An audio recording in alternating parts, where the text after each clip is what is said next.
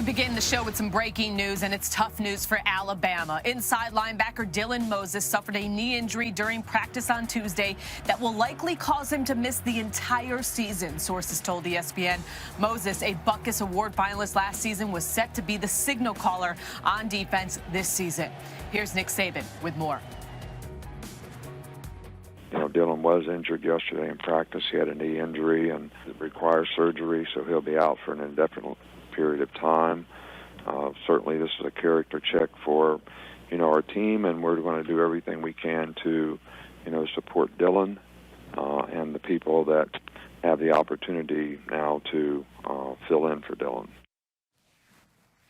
Cassidy Hubbard, Greg McElroy, and Jonathan Vilma here with you on this Wednesday. And guys, a huge blow for the second-ranked Alabama Crimson Tide. And they're already dealing with the loss of senior inside linebacker Joshua McMillan. So, JV, what is your reaction to this news?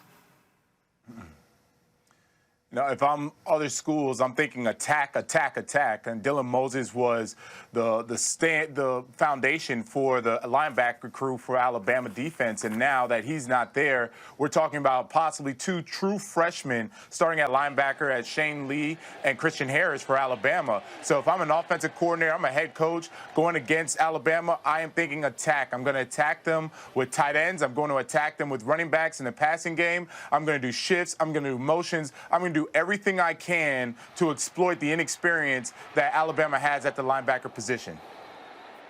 The worst part about this is, like what you said, JV, is the fact that they can only replace him with such incredible youth. You said it, Shane Lee and Christian Harris, great players, great talents. But are they comfortable already within the defense to be able to organize the defensive set? So it's going to put the onus on other veterans, whether it be within the front and Raekwon Davis or potentially in the back with Xavier McKinney, who is one of the best leaders they have on this team and one of the most cerebral players. Now he's been tasked with likely getting the second level lined up along with the front and the back end as well. So it's going to be a real challenge to replace him, but not so much from a production standpoint. They'll be fine in regards to production. I just worry about the communication and the bust they might experience during the season because of the youth at that second level. So as far as the offense is concerned, how much pressure do you see, Greg, on the offense now to put up big numbers given their inexperience on defense? Well, I don't expect the offense to change their mentality whatsoever. Now, they might have to score a couple more, but I'm not sure many people are going to be scoring 50-plus on Alabama's defense regardless of who's out there. So I don't think this changes the approach for Tua Tagovailoa, that explosive receiver core, the offensive line, and the running game. If anything, it might actually improve Tua Tagovailoa's Heisman candidacy when you think that he might have to actually play in fourth quarters this year throughout the course of the season. So I don't think it changes much offensively. They just might have to be a little more comfortable winning in a potential shootout if, in fact, that situation unfolds. Yeah, I agree with you, Greg. I don't see them changing much, but I do look at the big picture for Alabama.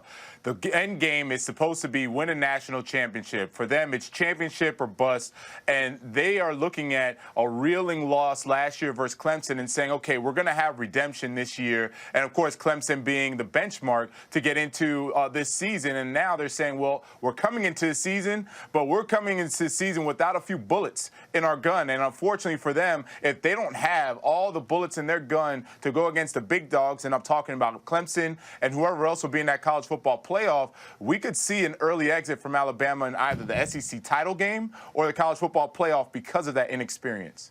And JV, they're not only losing one of their best players, but they're losing their signal caller on defense. First of all, can you explain to people what that means and how that changes the dynamic of a defense?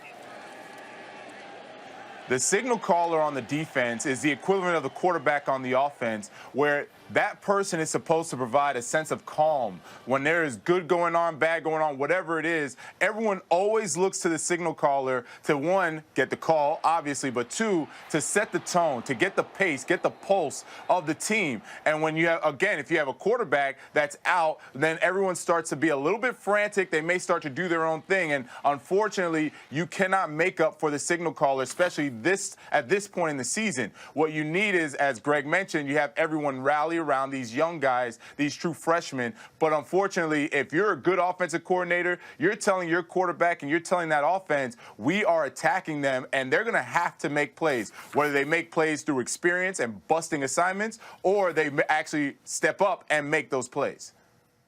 Sometimes, though, and JV, as a competitor, when you see your teammate go down, that brings out the best in you. And you know that if I'm one of those other 10 players on the defensive side or the offensive side, doesn't really matter. It's not unique to one side of the football. If you're one of those 10 players that's still out there and you have a teammate that goes down, man, I got to up my level of play just a little bit higher. And I got to up my level of communication and my focus on what the task is at hand just a little bit more. So expect Alabama to simplify defensively what they were probably going to do in the early going, because it's going to be a lot easier for those true freshmen to digest the call and the assignment and the adjustment, etc. So I wouldn't expect them to look very different down the road, like you said, in the playoff or in the SEC point. So I would worry about them in the early going, but not so much as the season progresses. They're going to have to regroup quickly for that 3:30 matchup on Saturday against Duke on ABC. And guys, we are in week one. We're one day away from the start of week one. And speaking of number one, Clemson kicks off their season on Thursday night, taking on Georgia Tech at 8 p.m. on the ACC network. Greg, what are you looking forward to the most in watching Clemson in that game? Well, I can't wait to watch Trevor Lawrence, but I got to get rid of the quarterback in me. I'm really interested to see how they were going to replace that group of defensive linemen that were so vital to their success last year. Now, they are replacing those guys with incredible talents, but the backbone and the mentality of that team was really built along the defensive front. So finding adequate replacements for those guys, not just from a skill standpoint, but from a leadership standpoint, is something I'm really looking forward to, because that was really a big reason why Clemson was able to break through and have a remarkable 15-0 season last year. I hear you, Greg. I'm looking on the offensive side, though, and imagine this. Clemson's so talented at the offensive side, in the quarterback position, at the receiver position, at the running back position. They look at what Travis Etienne does as far as production, what Trevor Lawrence has done at the quarterback position, and then Justin Ross and T. Higgins. You're talking about a race, a real race between Clemson and Bama on the offensive side of the football to be the best. And who would have ever thought that Clemson and Bama were now talking about how productive and awesome their offenses are as opposed to their defenses? And they are no longer underdogs. There is going to be a big bullseye on their backs, as they are the number one team in the land, and they will be unveiling the national championship banner in that game, while Georgia Tech will be unveiling their new offense under new head coach Jeff Collins. So they're moving away from that triple offense, JV. So how do you think that they're going to be working in that new offense in this season? Well, it's definitely going to be a work in progress, Cassidy. Just think, Jeff Collins came in, and when he got to Georgia Tech, he had 13 running backs on scholarship, 0 tight ends on scholarship. So that tells you, from a personnel standpoint, he is very, very limited in what he can do with the offense. Now, the good thing is, if he has talented running backs and is able to split them out and put them in the X position, have them block a little bit, put some mismatches on either defensive ends or outside linebackers, he can get very creative with this offense until he brings in the talent that he wants for Georgia Tech. But for now, it's going to be a work in progress. Don't be shocked if Brent Venables is over there burning some chalk early in this game, the defensive coordinator for Clemson, because none of us really know what to expect from Georgia Tech. Yeah, you can watch last year's tape, but it's not applicable. You can watch the spring game, but that's as vanilla gets. So there is a huge, huge question mark as to what Clemson's going to get when Georgia Tech walks out there on the field tomorrow night. So I'm really interested to see. Now, they say they're going spread, they say they're going multiple, but a lot of the guys that are recruited in that system, they're very comfortable running option. The beauty is you can run option a whole bunch of different ways, including from the shotgun. So I would expect still a heavy emphasis on running the football and trying to create some issues for the defense by using option principles. But it's going to be kind of funny, I think, to just watch what they unveil and whether or not it gives Clemson's defense a few headaches early on.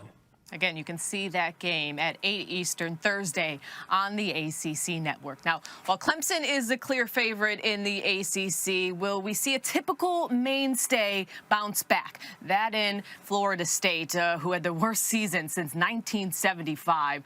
Greg, what are your expectations for the Seminoles this year? I expect them to be much better, Cassidy. Now, it's still going to be all about whether or not they improve along the offensive line, because if your offensive line is a liability, it's really tough to manufacture offense, regardless of who your coordinator is. However, they bring in Kendall Briles from Houston, who is a guru when it comes to creating opportunities offensively. I really like their quarterback in James Blackman. They have some really good wide receivers and an excellent running back in Cam Akers, but it's really all going to hinge on whether or not that offensive line can improve collectively, because last year they were among the worst in all of college football. But I think 8 wins is the bare minimum, and it's almost all going to rely on getting a huge win this week against Boise State, who's a capable opponent and a team that loves to play the underdog in week 1, JV. Yeah, I agree with you. They have a tough test in Boise State. I'm looking at the execution. I'm looking at the discipline. I'm looking at what this team, the mental toughness, what this team and Willie Taggart have done to improve from last season to now. And it permeates, it starts at the top, right? So it's well documented, all the issues that was there, that arose from Jimbo Fisher being there and then he left. And unfortunately, Willie Taggart inherited that. Okay, that's all said and done. A year has gone by. It was a dismal year, and we're going to move on. So now you got to get back to the basics and that old cliche, right? One play at a time, and you got to go out and execute. Well, for them, the execution comes from the discipline. Whatever they did in the offseason to correct that discipline, to be tougher mentally and physically, and then you'll get the talent. You'll just win games just being more disciplined than the other team and execute. If they can do that and get to 8 games, you'll see the talent start to trickle back into Florida State. Well, they certainly want to start the season off well to get things going on the right foot. And Greg will be on the call for this game with our Dave Pasch at 7 Eastern on ESPN on Saturday. A lot more to come on College Football Live. We know Tua and Trevor have most of the hype heading into the season, but these guys have a few other QBs that have their attention. We'll talk about that on the way. Plus, outside of quarterbacks, who deserves to be in the very early Heisman discussion? We'll tell you who the guys are running with when College Football Live returns.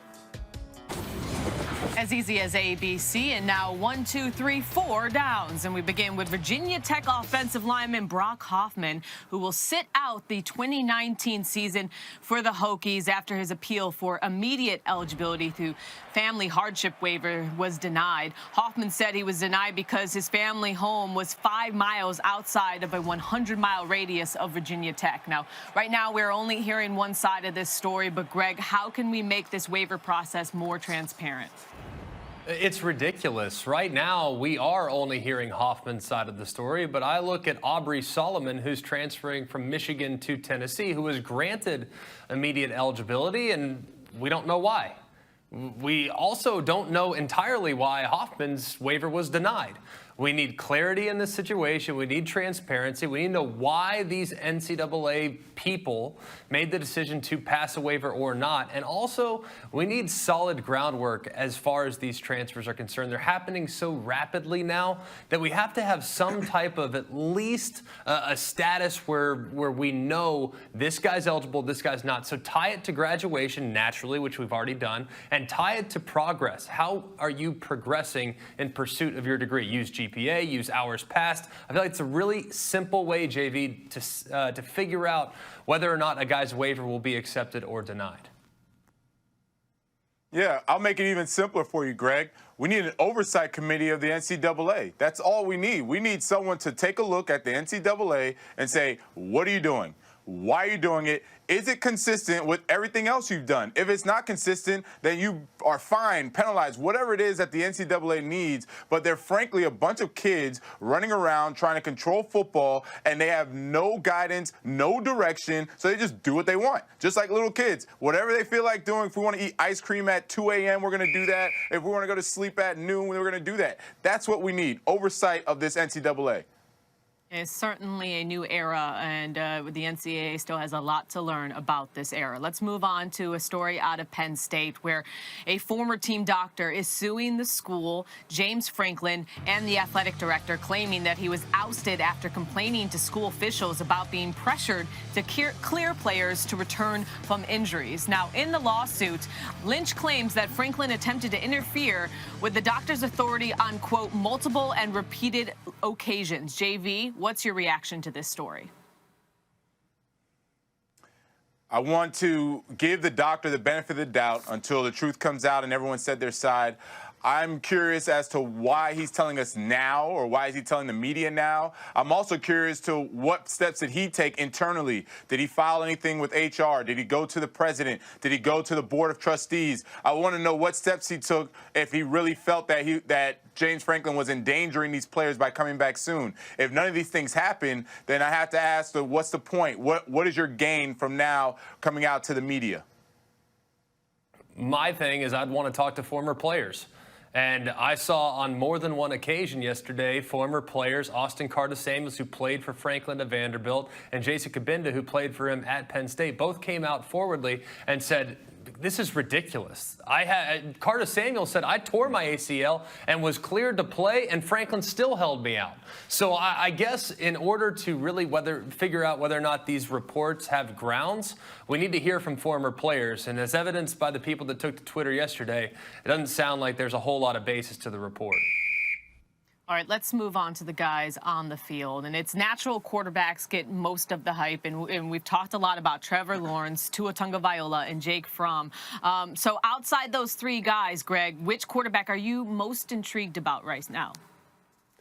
I'm going to go with Sam Ehlinger at Texas. I was, full disclosure, I was not really high on Sam Ehlinger. I thought he was a good player, but I wasn't ever sure with his potential that he could reach elite level. And he surprised me last year by playing so well down the stretch and really guiding a Texas team back to notoriety at season's end. So I'm really intrigued by the growth that he might display at the position heading into this 19th season. Well, I'm excited to see the growth of Jalen Hurts. When we saw Jalen Hurts last time, he led Bama to an SEC title, and we said, wow, look how far he's come as a player. He was making reads. He was throwing the ball downfield, taking off when he needed to, protecting the football. I love to see him behind that offensive line of Oklahoma, the talent that's around him at the skill positions. I think he's going to do very, very well, and he's a Heisman Trophy frontrunner for a reason. Can't wait to see how he performs. Yeah, he has the third best odds behind Lawrence and his former teammate Tua Tagovailoa. All right, we'll find out on the field if the hype is real. And speaking of, for our fourth down, which team do you think is most likely to get exposed in Week 1? Greg? Well, I mean, it's really tough, but I think Wisconsin's playing a really dangerous game, and they have a great, obviously, run game, but I still have questions about their quarterback, and I still have questions about some of the youth that kind of was a little leaky last year. And going to Tampa and playing against a South Florida team that has speed, that has potential, Wisconsin's a team that I think needs to be very careful in Week 1 matchup. I'm looking at a game that already happened in Florida. Florida already got exposed. Number 8 team in the nation, yet the quarterback position was iffy at best, very shaky. Turnovers late in the game. Defense did play very well. But we're talking about going up against the likes of Georgia, possibly an SEC title game. That is not an SEC title caliber team, and Florida got exposed. Yeah, we'll see what Felipe Franks will do in Week 2. But as many people have said, there was a little bit of a regression there in that Week 1 performance. Plenty more to come here on College Football Live. Cassidy Hubbard, Greg McElroy, and Jonathan Vilma with you. Big week for this new season and a lot of newness across college football. Ryan Day will make his official debut for the Buckeyes against Lane Kiffin and FAU, as will Dana Holgorsen for Houston on Sunday night against Oklahoma. For more insight on what to look forward to, our guys at the Daily Wager give us our best bets for Week 1. Welcome into the set of Daily Wager. I am Doug Kazarian. Yeah, we had the appetizer last weekend with Week 0, but college football really gets going with week 1. And let's get you some winning picks. For more, let's go out to Las Vegas, bring in Preston Johnson. Preston, what's the first pick you got for the listeners? I like Louisiana Tech plus 20.5 against Texas. Now, this is a team we know. I've been doing the previews all summer. I'm going Texas under 9 wins, and it correlates into week 1 and hopefully week 2 as well, where I'm betting against them. This is a team that was outgained last year in yards per play. They gave up 5.6 and only gained 5.5. Well, how did they win so many games? Well, they were 7-3 down the stretch in close games, which is generally good luck. I find that's probably going to regress. They also lost their entire front 7 for a defense that ranked outside the top 60 in adjusted defensive efficiency, both cornerbacks. And they have LSU in week 2, which is their, hey, we're here, National President's Day game. La Tech's a good program. They're on a run, too. 14-4 against the spread as an underdog under Skip Holtz. I like the 20.5. Texas should win the game, but not by 3 touchdowns or more. All right, I'm also on a game involving a top 10 team, but this time I'm backing the favorite here. I'll lay the points with Georgia against Vanderbilt. Couple things.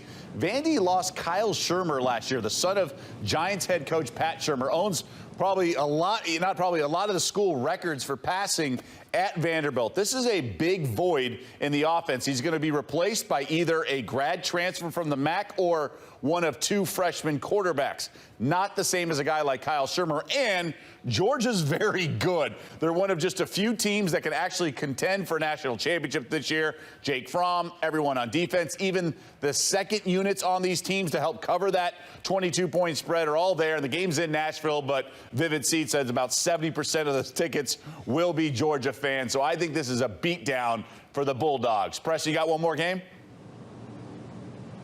I do, and I like the Georgia pick, but I'm going to go to Texas State. This is a Thursday night game against Texas A&M. My projection is 61.3, so I'm looking at this. A&M last year against 3 smaller schools. Jimbo Fisher, he didn't let up. There was at least a total of 58 points in each of those games. But I think where the real edge lies here is Texas State, a team that did not score the football well last year. They bring in Jake Savital, who's coming to bring in some air raid he got from Cliff Kingsbury. He was under Dana Holgerson. And this is going to be an up-tempo Texas State offense that's going to be more efficient than they were last year, which bodes well when you're running more plays, whether you're scoring or not. If they're not, well, A&M's going to have the ball, and they're going to be scoring a ton. They outclass Texas State for sure. They deserve to be a 33, 34-point favorite. So I'm going with the over. I think 56, 56.5. Both of those are good numbers to bet. All right, good stuff. And that's just a taste of what we got. Preston, thank you. We have a show every Monday through Friday, 6 to 7 Eastern, beginning after the Labor Day weekend. Plenty of college football winners. We're moving over to ESPN2. Hope to see you then.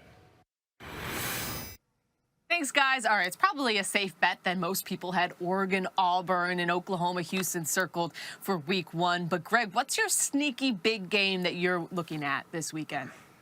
Well, a lot of playoff contenders naturally at this point of the season, but not a lot of playoff contenders that are playing in rivalry games, especially not those that are going to be decided, according to Vegas, by 7 points or less. I got to go to Provo, Utah, and talk about the Holy War. You look at a rivalry game that is massive in the state of Utah. Physical game between Utah and BYU, 2 teams that really pride themselves on the defense side of the football. Utah is one of those teams that's sitting there at number 14, and we might look down the line and say, hey, that's a legit playoff contender with some of the talent they have on the defensive side and some of the pieces they bring back offensively. So I think that game's a very scary, dangerous game for a potential playoff contender in the Pac-12. Well, I'm going to take it out to the SEC, Greg, and I'm looking at that Georgia at Vanderbilt game. I'll give you one guy, Keyshawn Vaughn, running back for Vanderbilt, a transfer from Illinois last year, played very well, very explosive as a running back, and he's the reason that it's going to be a close game. Georgia has to keep an eye on him. Now, we all get it. I know Georgia's very talented. Jake Fromm, one of the best quarterbacks in the country, but Georgia has played down to their opponent's level early on in the season. The past 2 seasons, I expect nothing different from them to start. It'll be a close game. It'll be fun to watch. Georgia will still win it, but Keyshawn Vaughn is the guy. Okay, let's focus a little bit more on players. And what's a bold prediction you have, Greg, for a standout player in week 1? Well, I have to look to Sunday's matchup because there's nothing else on television. Everyone in the country is going to be watching Houston and Oklahoma. So we will wake up Monday morning thinking that Jalen Hurts is the greatest thing since sliced bread. He is going to go out and he's going to take this Lincoln Riley offense and he's going to take the world by storm. The problem is that it's only one game. He's going against a defense and a coach in Dana Holgorsen that is probably going to have a tough time defending this Oklahoma offense. So I think the big takeaway probably coming out of week one is that Jalen Hurts is the guy. He's a Heisman Trophy frontrunner, but that might not necessarily be true as we move forward into the season. Well, he's still my Heisman Trophy frontrunner. I don't care what happens Sunday. I'm still giving it to him, Greg. But I'm going to go with my big takeaway. There's one running back that's going to get at least 250 yards and 3 touchdowns. And we're taking Jonathan Taylor, Wisconsin versus South Florida. We talk about the speed in Florida and that they have to match up. Jonathan Taylor has track speed. First of all, he's big. He's physical. Wisconsin's offensive line is big and physical. And then when he gets in the open field, he breaks away like we're watching on these highlights. He is fast. He is big. He's going for 250. South Florida is not going to want to tackle him. That's my takeaway. He might go for 250, but I don't know. They might need every bit of that 250. I really think that's going to be an interesting game. Charlie Strong likes the role of the underdog. So in humidity, I mean, you live down there in Florida, man. How are you preparing in 72-degree weather in Wisconsin for what might be 95-degree weather there in Tampa, Florida? No. I could care less the score of the game. I just want my guy to get 250 yards and 3 touchdowns, and we're good. You're a box score guy. All you care about after stats. that. You're a stat guy. I always knew you were a stat guy. Finally, the truth comes out. Oh, man, guys. A bold prediction would be, even with all of the injuries, that Alabama would struggle against Duke. We'll see if that happens this weekend, because coming up, we'll give you the latest on Alabama losing their news. Alabama inside linebacker Dylan Moses suffered a knee injury during practice on Tuesday that will likely cause him to miss the entire season, sources told ESPN. Moses, a Butkus Award finalist in 2018, who was number 13 on Mel Kiper Jr.'s big board, was set to be the signal caller on defense this season. And now welcome back Jonathan Vilma and Greg McElroy into this conversation. And JV, if you're Moses, how are you looking at your future with the Tide at this point? It's a tough decision, Cassidy. I look at first, am I going to recover, full recovery, and are there going to be any lingering issues? If there aren't going to be any lingering issues, then I have to weigh, am I going to get myself that much better if I'm already projected to be a first-round pick? Am I going to get myself that much better by staying the next year? And that much better being a top 10, top 5 pick? If that's not the case, then it's really a matter of, do I want to finish what's unfinished business? Or do I want to say, I'm going to the NFL and I'll take care of business there like some of the past great players have done so far?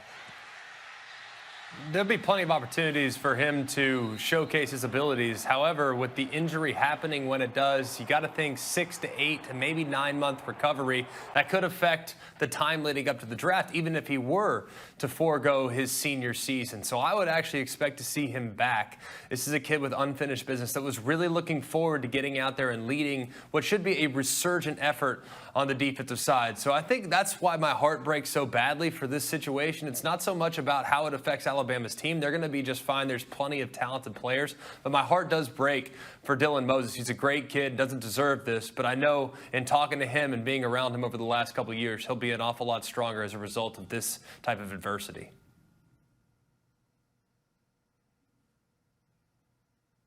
Well, guys, how did the Tide move forward from here, JV? Obviously, they're going to have to move forward without Moses for the foreseeable future. But what should their character be, as Nick Saban called this a character check for them? Well, their character should be next man up. We always had that motto. I know that most teams carry that motto, next man up. And you have not one, but 2 young, very talented linebackers that can go in there and play. The only issue is that they're young and they're inexperienced. But that inexperience will wane as they keep going and playing and making their mistakes. So it's a matter of, can they continue to win games in spite of the inexperience of the new guys that are stepping up for Dylan Moses? Again, Alabama takes on Duke this weekend in week 1. We wish Dylan Moses a speedy recovery here at College Football Live. So I'm going to eliminate QBs from the discussion, guys. So, Greg, who is your non-QB that will find himself in New York? Well, Heisman's all about moments now, so in order to have those moments, you need big games. And there's one school that always seemed to get a lot of attention. That's the Ohio State Buckeyes. I'm going with J.K. Dobbins. Last year, had to split a lot of carries with Mike Weber, but coming into the season last year, he was as talented, if not more talented, than just about every back in college football. I know where you're going, JV, and I love your guy as well, but these two, along with DeAndre Swift, would be among the best running backs that you could consider. And those are really the only two positions that can realistically win the Heisman. You have running back and you have quarterback. So I really like J.K. Dobbins because of the platform he has playing at Ohio State, the skill he has around him. They're breaking in new quarterbacks, so they'll lean heavily on the run, and I expect him to have a massive season. Yeah, I'm smiling, Greg, because if you mention running backs and you talk about talent, you can't leave out Jonathan Taylor of Wisconsin. Jonathan Taylor is clearly one of the best running backs in college football. He's been doing it since his true freshman year, busting out for runs. And frankly, he would have been in the conversation last year had they won more games. So I look to see a Wisconsin team rebound. And of course, it's going to be on the back of him because he's going to rush for his. He's going to get 1,000, 1,500 yards, 1,700 yards. Now give them 11-2 season, and he's right there up for the Heisman. That's the only thing I have with Taylor's type of season. I think Wisconsin's going to be really good, but in order to capture the nation's attention, you really have to be in the playoff hunt.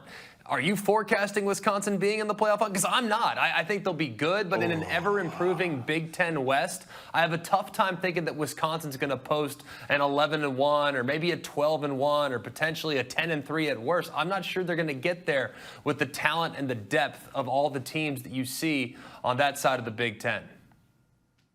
Yeah, I'm going to save my answer for our conversation next week. Don't worry. Yes, exactly. JV is Jonathan Taylor's #1 stand. This is something that I've learned today for sure. It comes down to how they perform in the game, so we'll see. This Heisman Preview is brought to you by Nissan, premier partner of the Heisman Trophy. Well, that had a good beat. I was jamming out to that. Guys, ready or not, college football season is here. I think the best way to be ready is to make sure your viewing situation is all set up, meaning you got to make sure that you have your main screen and your other screens to work off of. So that's how we're going to get into this next segment. I want to go by basically the windows on Saturday, and you tell me which game deserves the main screen and then which game deserves maybe your ESPN app. So let's look at the noon. And of these games in the noon schedule, Greg, what is your main screen game you're looking at? I got to go FAU and Ohio State, the Justin Fields era, the Ryan Day era. So much to look forward to in that game. Plus, Lane Kiffin's on the opposite sideline. You know it's going to be relatively high scoring. So that would take center stage with me heading into the first slate of games. And in this little area, if that game's not super appetizing, I'll focus my attention on kind of a pseudo rivalry game between Ole Miss and Memphis. Now, those two programs are only about an hour and 15 minutes away from each other. We've seen Memphis beat a really good Ole Miss team in years past. So that's a game where there's a lot of bad blood. There's no love lost between the two programs. And I think that that's one that might have a little extracurricular activity when you tune in, especially knowing the chippiness that week one usually brings. Well, thanks, Greg, for just taking all my games. So we'll just sit next to each other and we'll watch the same games, and then we'll just put the apps up because it was the exact same thing I was going to say. I want to see Justin Fields, and then I want to see that Memphis-Ole Miss matchup. All right, guys, well, then let's move to the 3:30 window and see if you guys have a little bit different. So when we look at the games here, Greg, well, what is that main game that you have on the big screen? Well, it's not going to be Duke and Alabama. Now that Dylan Moses is hurt, I might change it, but I'm going to stick with my original plan. I'm going to go with University of North Carolina against South Carolina. Of course, Carolina versus Carolina, both teams claim it. It is a rivalry game, and it's in Charlotte, so it's a nice neutral site between the two. And we're welcoming Mack Brown back to college football. How can you not be excited about that possibility? Expect him with his true freshman quarterback to have a really nice offense with Phil Longo, the offensive coordinator. So I'm really looking forward to seeing what UNC looks like. And I really think this could be Will Muschamp's best team. So I'd go with that to taking top billing there in the second slate of the games.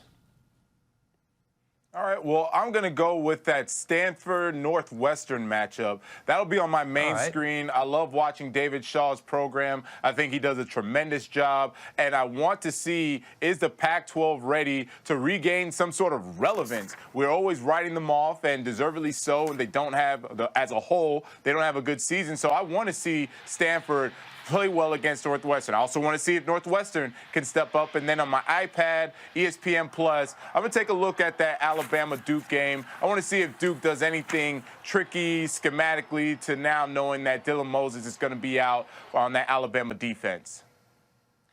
Well, I know what I'm going to be watching. I'm going to be watching Greg on Florida State, Boise State, and I'm going to be watching JV all day on ABC. There you go. How about that for being the teammate? Coming up. Oh, thanks, Cassidy. Of course, of course. You guys, there's so many incredible traditions in college football. It's part of the fabric, really, of the game. What this sport meant to me. Look, I mean, being a fan is an emotional just experience. But I want to get your take, what it's like to be a player on the field and the emotions that are running through you. Greg, was there ever a time that, you know, a moment in your career you were brought to tears? One that stands out notably was in 2010, the Iron Bowl. We were up 24-0, ended up losing the game 28-27. Felt like we let Auburn off the hook. They ended up going on to win the national championship. Knowing that we had our rival on the ropes and we weren't able to finish was so incredibly disappointing. So that was the toughest one for me as a player. But as a fan, I've never had an emotional response quite like the kick six. It was the most gut-wrenching thing to witness. I was in San Diego, California, watching it with a bunch of my Bengals teammates, sitting there thinking, what the heck just happened? And I had to literally go excuse myself, kind of like Reese Davis. An NFL player being that moved by his college team was kind of embarrassing, but also it made me feel like a fan, and I think all of us can relate to that. But it wasn't in the bathtub. No, not in the bathtub. No, it was just in my own room, just in a dark, really dark place, for sure. You, JV, anytime that you can remember, you got an email on us? Yeah, as a player, I wish I could have gone to a very dark place. It was a 2002 season. My junior year, we're playing in the 2003 Fiesta Bowl against Ohio State, and we are down to the literally last seconds of the game. It's a 4th down, and we see the ball go up. I turn around, it's incomplete, and I start celebrating, thinking we won the game. But unfortunately, like a kid in a candy store, my mom came over and snatched that lollipop away from me, and I couldn't have the lollipop anymore. And that's how we lost the game in double overtime. They threw the flag, and I was literally crying on the field after we lost. I wish I could have gone to a dark place. It still hurts me today. Yeah, just watching that footage. I wasn't even there, and I just went, oh. Painful. I'm sorry. I don't even know why we ended it like this. It was so painful. We should have started with this. That's so bad. In the ACC, ahead of the UNC football season opener against South Carolina, the program announced a new tradition, lighting up the bell tower, meaning every time the Tar Heels win a football game or away game, they'll light up the tower blue. The program also invited fans to celebrate at the bell tower after wins. So, hey, JV, we know that, you know, running out of the tunnel is like the ultimate tradition for you, but as far as other traditions in college football, what's one that really stands out as special to you? You know, the one that really stood out was actually going against Miami's rival, Florida State, at Doak Campbell. You know, we wanted to be out there to watch the Seminole ride on that horse, light up that arrow, and then go and slam it down on the 50-yard line. I mean, it was no better way to signify that you are in hostile territory. This is our land, this is our field, this is our turf, this is our game. And so we watched that and frankly got us excited because you said there is no better way to start it off. Sacrilegious. This is special to you, a Miami guy? Come on now. Listen, I never lost there, so clearly it worked for me better than it worked for their own team. So I loved it. I'm telling you. I think you have to see the tradition to really fully appreciate the tradition. So naturally, I'm staying in the SEC, and I can't do Bama, naturally. JV, you stayed in the ACC. You can't do, or I guess you were in the Big East. You had that rivalry, whatever it might have been. I'm going in the SEC, and I think when the eagle flies over Jordan-Hare, I won't say the WAR beforehand. When the eagle flies into Jordan-Hare to signify the start of the game, that's pretty special. Now, I actually have not seen this with my own two eyes, but talking to family members that have say it's a moving experience to see that and the excitement. But I'd be remiss if I didn't mention another rival. The first four notes of LSU's fight song, that's up there for me as well. Those are both good. And it's always, you want to see where that eagle actually lands. That's always fun to see. We'll be back tomorrow. See ya.